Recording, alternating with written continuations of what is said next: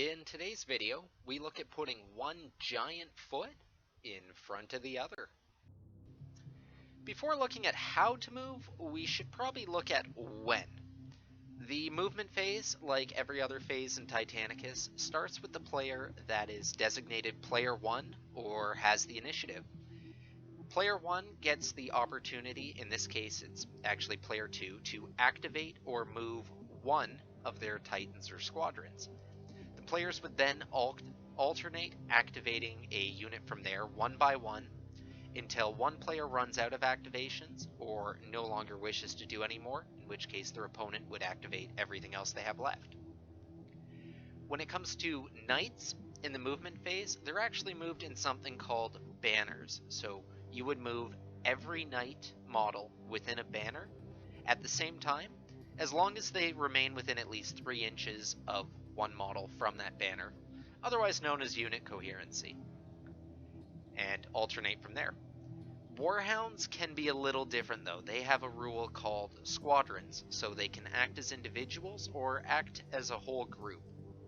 If Warhounds are in a squadron, you activate every Warhound in that squadron at once in the movement phase. This can look a little weird because they can go in completely opposite directions, but for the purposes of movement, regardless of how many, that is counted as one activation. After a squadron's moved, then your opponent would move one of their Titans. If squadrons, or if Warhounds aren't in a squadron, they would actually move one at a time for the amount of Warhounds you have, and they would count as an individual activation. Now, you've heard me refer to activations a few times, and activations in particular for the movement phase are kind of a game themselves. This refers to how many squads or units or individuals your opponent has versus how many squads, Titans you have.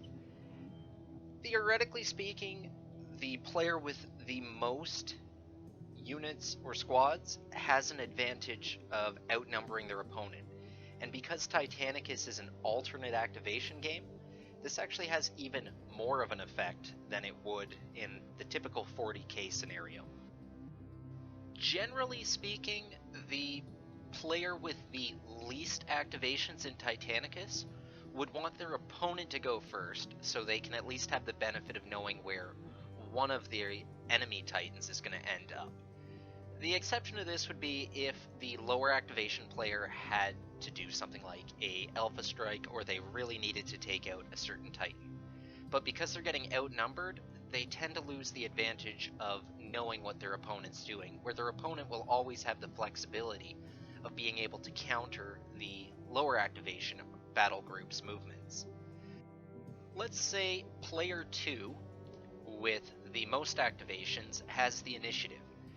They would move their first Reaver, allowing player 1 to move a Warlord and see where that Reaver's going, then another Reaver, allowing player 1 to again see where that's going and counter with their Warlord.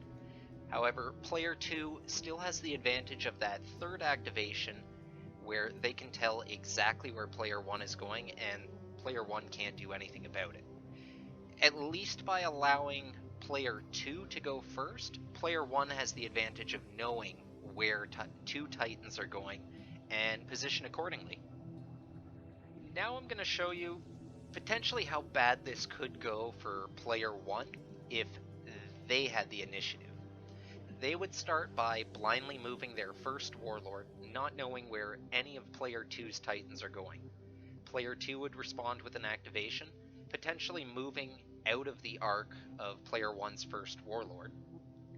Player 1 would then have to respond by moving their last Warlord, only knowing where one of player 2's Titans is going, and player 2 actually has the freedom to do anything they want with their last 2 activations, so they could move them completely out of the arcs of all of player 1's Titans and reposition themselves so they could get shots off on player 1, and player 1 can't get shots on them.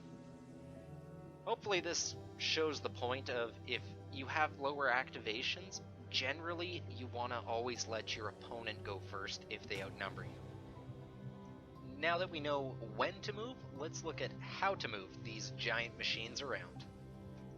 For the movement phase, there are two characteristics you want to concern yourself with. Those are speed and maneuver, and they're found here on your command terminal. Speed refers to the total distance in inches that your Titan can move, and maneuver is how many times that Titan can turn over the course of that distance. To start things off, we'll take a look at speed. A Reaver Titan can move a total of 6 inches in its base profile, and as long as it moves within its front arc, or between these two blue lines, it can move up to that full distance. This doesn't have to be in a straight line, but the important thing to remember is the Titan can't change its facing without using its maneuver or turn value. So this would look potentially something like this. However, if the Reaver wanted to move outside of its front arc, this would be done at a penalty of 2 inches of speed for every 1 inch of distance you actually get on the table. Say the Reaver wanted to move backwards at its full distance. Well, its speed characteristic of 6 divided by 2 means it can only move a total of 3 inches backwards if it wanted. The same would apply to sidestepping left or right, as both of these actions are done outside of your front arc. You can use these 3 ways of moving in any order you like. The only catch is you can't exceed your given speed characteristic. Say for example, I wanted to sidestep my Reaver 2 inches. This would use 4 out of my 6 inches of speed characteristic, and then I'd have the option of I could sidestep further, backstep, or, say for example, use the remaining 2 inches to move at full speed within my front arc. A Titan's maneuver characteristic represents how many times that Titan can turn over the course of using its speed or total distance. In the case of a Reaver, it has a base maneuver characteristic of 2, so it can turn 2 times at any point using its 6-inch speed characteristic. Every time a Titan turns, they can do it to a maximum of 45 degrees, either left or right, and this is indicated by the edges of every Titan's measure gauge. When a Titan has done a turn, it'll look something like this picture here. In this case, it's a Reaver that has done a full 45-degree turn to the right. Personally, I find the best way of thinking of speed and maneuver is as kind of net values. They represent the minimum and the maximum that your Titan can move in any combination you'd like. The only trick is you can't exceed the given values. Take for example, we'll look at the Reaver again. It has a speed value, a base speed value that is, of 6 inches, and a base maneuver of 2 inches. You could use anywhere from 0 to 6 inches and anywhere from 0 to 2 turns in any combination. Let me show you how that looks. To start things off, I'll have the Reaver make 1 turn to the right using one of 2 turns it has available. I'll then move 4 inches forward within its front arc without changing facing, and I'll use its remaining 2 inches to sidestep 1 inch to the left. To finish things off, I'll use its last turn to turn 45 degrees to the left. This would be using its full base speed and maneuver values. One of the last things I want to talk about is pushing your reactor in the movement phase.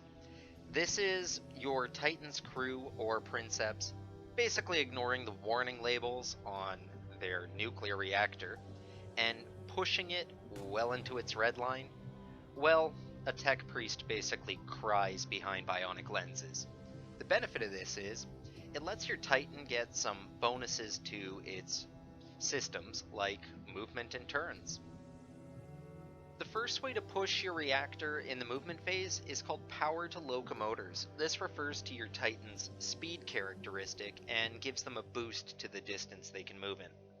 The important thing to note here is when you push your reactor for extra distance, this actually has to be done immediately when the Titan is activated in the movement phase. So you can't partially move the Titan and then declare that you want to push the reactor for more distance. You pretty much have to eyeball this before you start moving. And power to locomotors changes, in the case of a Reaver, its speed profile from 6 to 9 inches. Now these aren't added together, it actually just moves you to 9 inches total. The next way to push your reactor is power to stabilizers. This refers to your Titan's maneuver characteristic and gives the Titan some extra turns on its base profile. The rules for this state that you can declare you're pushing stabilizers anytime after a Titan makes a turn. So it doesn't have to be the first turn, as far as I can tell. Just anytime after that Titan turns and you think you need more, you can push the reactor to get that bonus turn profile. In the case of a Reaver, if you push the stabilizers, it moves you from 2 turns to 3 turns up to 45 degrees per phase. Now that you know a few reasons why you may want to push your reactor, in particular for the movement phase, let's take a bit of a look at the process involved in how you would go about doing this. And regardless of what phase you're in the game, whether it's the movement phase or the combat phase, you would use this exact same method to push your reactor every time you're directed to. First thing you need is your reactor die. This die has 4 sides. One side is a blank, 3 sides are a single, 1 side's a double, and 1 side shows you may have awoken your machine spirit. If you roll a blank, then you basically get your push action for free. You want to see a lot of these when you're playing the game. It really helps keep your reactor cool, and it's pretty much a freebie. If you roll a single, then you would advance your reactor by 1 position towards the red, and you would get to carry out whatever action you're pushing for. If you roll the double, then you would advance your reactor 2 positions towards the red, and carry out whatever action you're pushing for. If you roll the machine spirit, you advance your reactor 1 position, and there's a little more of a process to this. Potentially things might go pretty good for you, or kinda bad.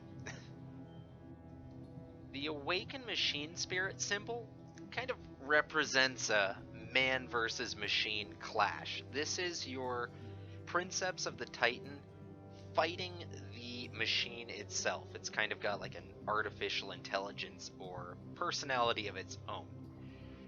To represent this, you have to do essentially a command check. You would roll a d10 die and compare that value to your Titan's command value. If the number you rolled is the same or higher than your command value, the test is passed, your princeps has regained control of their Titan, and they get to carry out whatever action you were pushing for.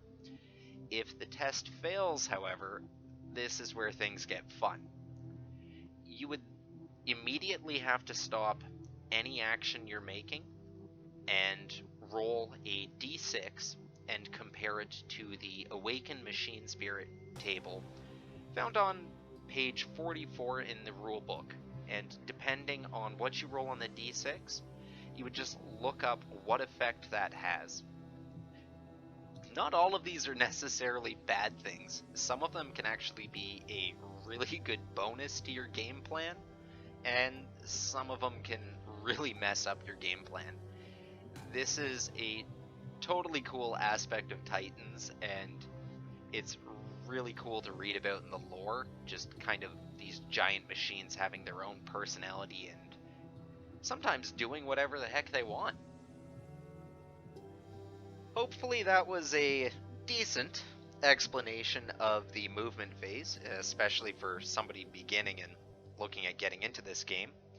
I guess I'll just leave you with some of my thoughts on the movement phase and maybe a few pointers.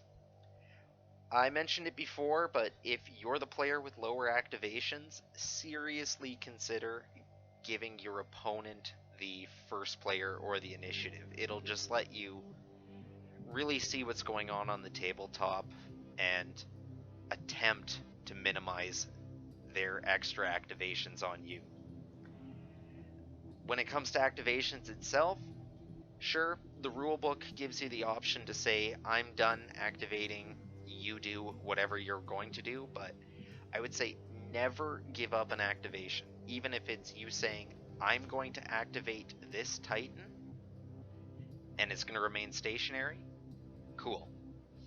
But if you give up your activations, your opponent may move somewhere that you actually could have positioned yourself to get some shots off on them. So always take those activations and realize the critical factor that your movement phase is what sets you up for your combat phase, and a bad movement phase can totally mess your whole turn up. That's it for this one. Next thing we'll be taking a look at is the damage control phase. That's everything for today's topic. If you enjoyed the video, hit the like button, or if you're interested in more Titanicus content and how to play, subscribe to the channel. Thanks for stopping by, and I'll catch you on the next one.